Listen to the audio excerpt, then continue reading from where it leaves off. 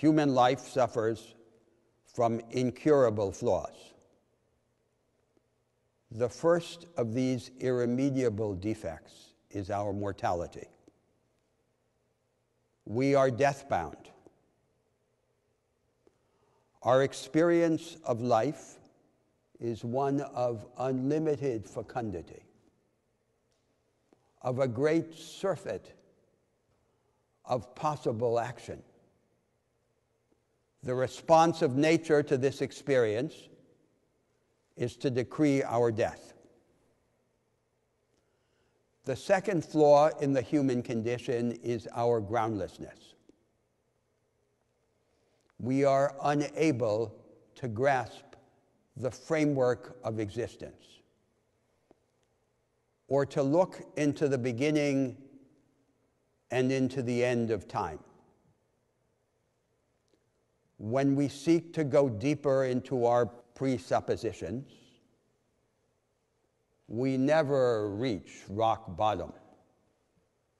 The bottom is bottomless. The third incurable flaw in the human condition is our unsatiability. We demand the infinite. We demand from the world, and above all from one another, more than we can ever hope to receive. From one another, we require an assurance that there is, for each of us, an unconditional place in the world. Our groundlessness, experienced in the perspective of our mortality, arouses the fear that we call nihilism. The fear that our lives and the world itself may be meaningless. That is to say, that they can have no meaning that we can represent in the discourse of our own experience, in the coin of our own concerns. If we were undying, we might believe that there would always be time later to discover the solution to the enigma of existence.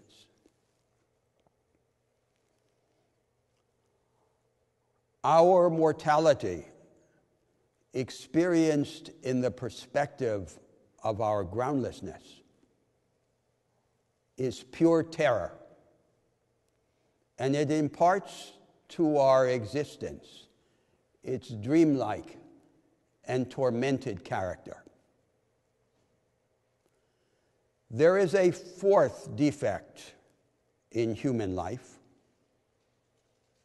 that we may easily mistake for an incurable flaw like the other three: our mortality, our groundlessness, and our insatiability. This fourth defect is our susceptibility to belittlement. We understand that we are not as small as the circumstances that we inhabit, and conceive the aspiration of winning for ourselves part of the qualities that we attribute to God, to the divine. And so our life is often lived in this contradiction between the awareness of our divinity and the belittlement of our condition.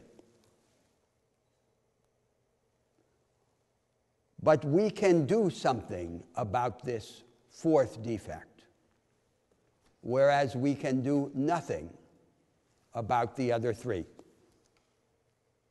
we shall soon die and waste away and be forgotten, although we feel that we should not.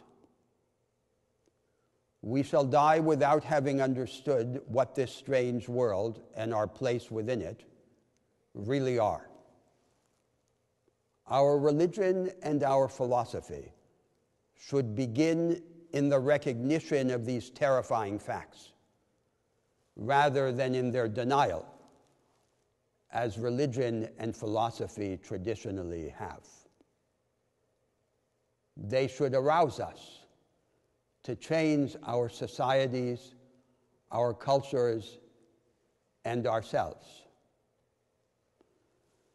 so that we may become, all of us, not just a happy few, bigger as well as more equal.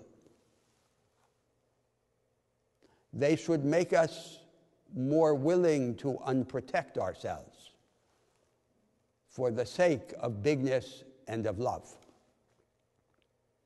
They should persuade us to exchange serenity for searching. Then, so long as we live, we shall have a greater life and draw further away from the idols, but closer to one another, and be deathless temporarily.